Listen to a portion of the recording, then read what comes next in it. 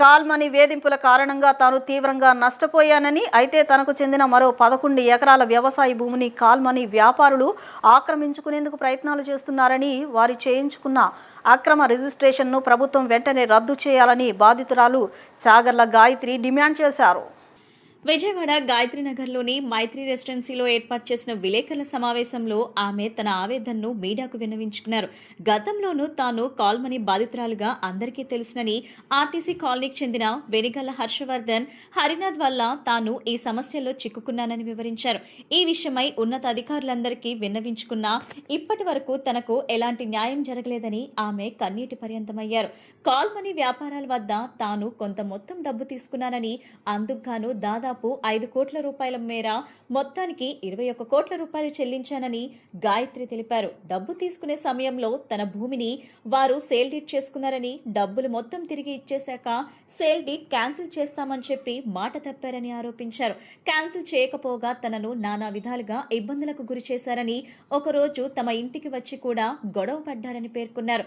దీంతో విసుగుపోయి మే 27వ తేదీన మాచవరం పోలీస్ స్టేషన్లో ఎఫ్ఐఆర్ నమోదు చేసినట్లు తెలిపారు. తన భూమికి సంబంధించి ఎఫ్ఐఆర్ నమోదైన తర్వాత జూన్ 2వ తేదీన సదరు వ్యక్తులు తమకున్న అంగబలం, అర్ధబలం, రాజకీయ బలంతో అధికారులపై ఒత్తిడి తెచ్చి ఆ భూమిని వేరే వాళ్ళ పేరు మీదకు మ్యూటేషన్ ద్వారా ట్రాన్స్ఫర్ చేయించుకున్నారని గాయత్రి ఆరోపించారు. ఆ తర్వాతే వారు పోలీస్ స్టేషన్కు వచ్చారని చెప్పారు. ఇప్పటి వరకు తమ స్వాధీనంలో ఉన్న పొలాన్ని వారు రౌడీయిజం చేస్తూ దౌర్జన్యంగా లాక్కోవడానికి ప్రయత్నిస్తున్నారని, పొలం వద్దకు వచ్చి తీవ్రంగా గొడవలు చేస్తున్నారని వాపోయారు. ఎంఆర్ఓ, ఆర్టీఓలపై తీవ్ర ఒత్తిడి తెచ్చి గతంలో తమకు అనుకూలంగా ఉన్న ఎండార్స్మెంట్ను మార్చేలా చేశారని ధ్వజమెత్తారు. బాపులపాడు మండలంలోని తన పొలం విషయంలో విజయవాడ ఎంపీ కేశినేని చిన్ని, పిఏ కిషోర్, ఆటోనగర్కు చెందిన సుంకర దుర్గాప్రసాద్, బందరు మంత్రి కొల్లు రవీంద్ర, పిఏ గన్నవరానికి చెందిన జాస్తి వెంకటేశ్వరరావు జోక్యం చేసుకుంటున్నారని గాయత్రి ఆరోపించారు. ఈ పొలాన్ని ఎలాగైనా హ్యాండ్ ఓవర్ చేసుకోవాలని సదరు సెటిల్మెంట్ బ్యాచ్లు రౌడీలు ప్రయత్నిస్తున్నారని, ఒక మహిళకు న్యాయం జరిగే పరిస్థితి కనిపించడం లేదని ఆవేదన వ్యక్తం చేశారు. పొలంలో పని చేసుకుంటున్న కూలీలను, ముఖ్యంగా మహిళలను రకరకాలుగా మాట్లాడుతుండటంతో వారు భయపడిపోతున్నారని, అక్కడ వారు సొంతంగా గొడవలు పడుతూ తమపైనే కేసులు పెడుతున్నారని దుయ్యబట్టారు.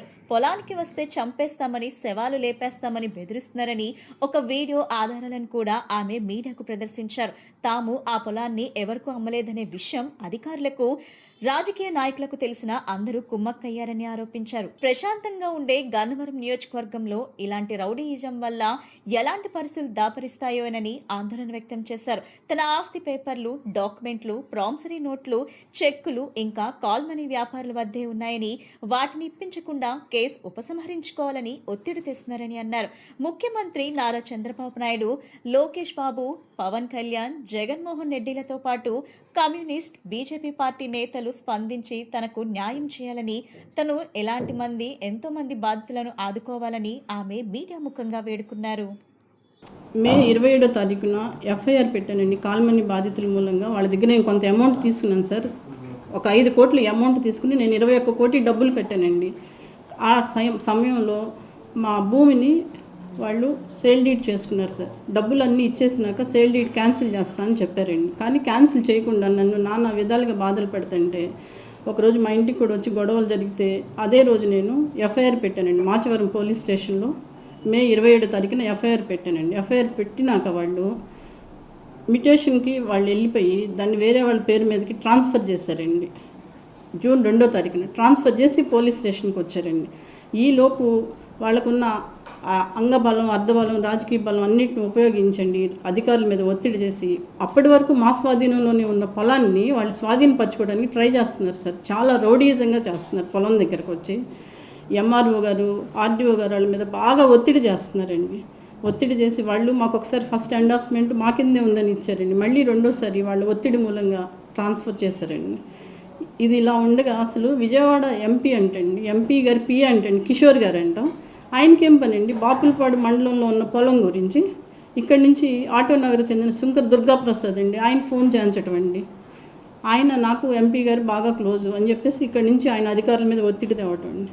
బందర్ మినిస్టర్ గారండి రవీంద్ర గారు, కొల్లు రవీంద్ర గారు పిఏ అండి, ఆయన ఒత్తిడి తేవటం అండి. వీళ్ళందరికీ ఏం పని అండి బాపులపాడు మండలంలో నాకు అర్థం కావట్లేదు. గన్నవరంలో జాస్తి వెంకటేశ్వరరావు గారు అని ఉన్నారండి, ఆయన కొల్లు రవీంద్ర గారు అనుచరుడు అంటండి. వీళ్ళందరూ కలిసండి ఒక లేడీ పొలాన్ని ఎట్లా హ్యాండ్ ఓవర్ చేసుకోవాలని ఈ సెటిల్మెంట్లు చేసే బ్యాచ్, రౌడీజం చేసే వాళ్ళందరూ ఎక్కువైపోయి విజయవాడలో ఇట్లా జరుగుతుందండి. ఒక ఆడదానికి న్యాయం అయితే లేదు సార్. నేను ఎంతోమంది అధికారుల దగ్గరికి కూడా వెళ్ళి వేడుకున్నానండి, కానీ ఎవరు నాకేమీ చేయలేదు సార్. అసలు బాపులపాడు మండలంలో ఉన్న భూమికి ఇక్కడ వాళ్ళకి ఏం పని అండి? ఎంపీ గారికి మేము ఓటేసి ఇది కొని తెచ్చుకున్నట్టుంది సార్, అంతకుమించి మాకేం తెలియట్లేదండి. నేను కూడా ఎంపీ గారిని కలుద్దాం అనుకుంటున్నానండి ఈ విషయం అయ్యి. అసలు గన్నవరం నియోజకవర్గం ఇప్పుడు దాకా చాలా సైలెంట్గా ఉంది సార్. ఇప్పుడు అక్కడ వీళ్ళు వేరే పేరు మార్చిన వాళ్ళని తీసుకొచ్చి పొలంలో పెట్టారండి. మీకు చూపిస్తాను వీడియో, ఒకసారి చూడండి. రౌడీయిజం అనమాట అండి, మామూలుగా లేదు. పొలంలోకి వస్తే చంపేస్తారంటండి. మా పక్క దాంట్లో కూడా వెళ్ళనివ్వరంట, చంపేస్తారంటండి. వీడియో చూపిస్తాను మీకు. నిన్న రీసెంట్గా జరిగింది సార్ ఇది.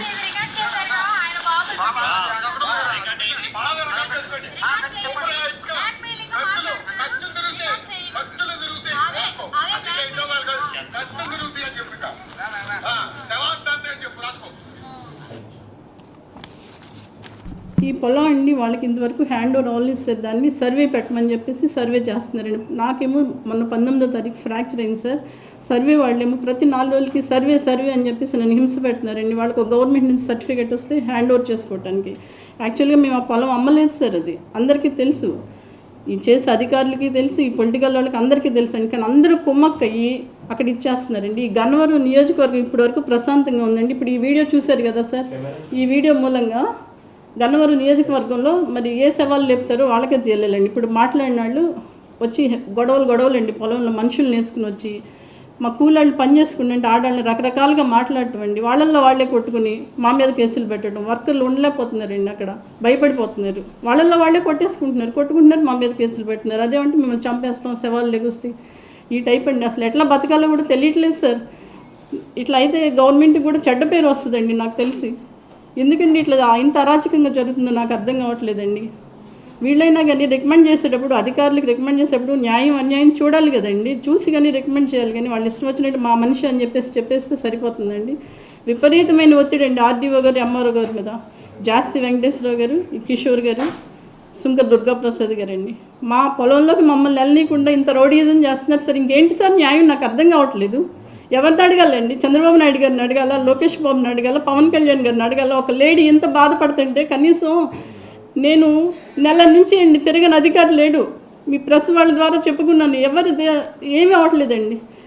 నేను ఆ కాల్మనీ వ్యాపారి దగ్గర నా సర్టిఫికెట్లు, నా ఆస్తి పేపర్లు, డాక్యుమెంట్లు అన్నీ ఉన్నాయండి వాడి దగ్గర. ప్రామిసరీ నోట్లు ఎంటీ వండి అన్నీ, చెక్కులు అవన్నీ ఉన్నాయి. ఇప్పిమని 1 year బ్యాక్ అడిగితే అప్పుడు ఇప్పించలేదండి. ఇప్పుడు కొత్తగా పిలిచి నన్ను అంతవరకు ఇప్పిస్తాము, మీరు వచ్చినట్టు అగ్లాన్మెంట్ తీసుకోండి అని కేసు తీసేయడానికి చూస్తున్నారండి. ఇప్పుడు నాకెందుకండి? సీజ్ చేసి కోర్టుకి ఇవ్వాలి, కానీ నాకెందుకు ఇప్పుడు? అప్పుడేదో ఇస్తే నాకు ఏదన్నా పనికి వచ్చేది. ఇది అండి అసలు ఒక ఆడదానికి బతకడానికే లేదండి ఇక్కడ విజయవాడలో అయితే లేదు నాకు తెలిసి. ఏం చేయాలో కూడా అర్థం కావట్లేదు సార్. చంద్రబాబు గారు, లోకేష్ గారు, పవన్ కళ్యాణ్ గారు న్యాయం చేస్తారని అనుకుంటున్నానండి. గవర్నమెంట్ చెడ్డ పేరు రాకుండా చూడండి సార్. నాలాంటి వాళ్ళు ఎంతమంది ఇబ్బంది పడుతున్నారండి. మీకు విన్నవించుకుంటున్నాను సార్. జగన్ బాబుకి కూడా విన్నవించుకుంటున్నాను, కమ్యూనిస్ట్ పార్టీ వాళ్ళకి, బీజేపీ వాళ్ళకి, అందరికీ మీ ద్వారా, మీడియా ద్వారా, ప్రింట్ మీడియా ద్వారా నా బాధను చెప్పండి సార్, వెల్లడించండి. ఇంతకుమించి నేనేం చెప్పాలో కూడా నాకు అర్థం అవ్వట్లేదు సార్. నన్నైతే నా కాలు బాగోపోయినా కానీ 4 రోజులకి సర్వే ఏంటో అర్థం కావట్లేదండి. అసలు పొలం ఎవరైనా కొనుక్కున్నప్పుడు ముందు సర్వే చేస్తారండి, తర్వాత ఎవరండి సర్వేలు చేసేది? నాకు అర్థం కాలేదు. ఇట్లా ఆక్యుపై చేసుకుంటేనే కదండి ఈ సెటిల్మెంట్ బ్యాచ్ తయారైపోయి ఒంటరిగా ఉన్న ఆడాళ్ళని చూసి ఇట్లా ఆక్యుపై చేయడం తయారయ్యారండి. పొలం బాపులపాడు మండలం అండి, 22 ఎకరాల పొలం అండి అది. 11 ఎకరాలు స్వాధీనం చేసుకోవడానికి ట్రై చేస్తున్నారు సార్. అది ఫస్ట్ ఉంటుందండి. నెక్స్ట్ మేము పక్కన ఇంకో 11 ఎకరాలు ఉంది, ఇందులోంచి అందులో కూడా వెళ్ళనీరంటండి. వెళ్తే కాళ్ళు నరికేస్తారంటే ఏంటో ఇంకా వాళ్ళ ఇష్టం వచ్చినట్టు. ల్యాండ్ వాల్యూ వచ్చి 8 కోట్లు ఉంటుంది సార్. ఏంటి ఎవరికైనా కష్టపడితే తెలుస్తుందండి అది పోయిందనేది. ఇట్లా ఆక్యుపై చేసిన వాళ్ళకి అది తెలియదు కదండి. అది కొనడానికి ఎంత కష్టపడ్డాం అనేది మనకి తెలుస్తుంది, వాళ్ళకి తెలియదు కదా. ఆక్యుపై చేయడానికి చన్నగుండలో హుషారండి అండి, చన్నగుండలో సుబ్బారావు గోపి అండి, అక్కడికి వచ్చి ఈ జాస్తి వెంకటేశ్వరరావు గారు, తుమ్మల ఉదయ్ అండి, ఈ సుంకర దుర్గాప్రసాద్ గారండి. ఇంకా ఊళ్ళో కొంతమంది వచ్చి అక్కడ మందు తాగటం అండి, నానా గొడవలు చేయటం మామూలుగా లేదు సార్.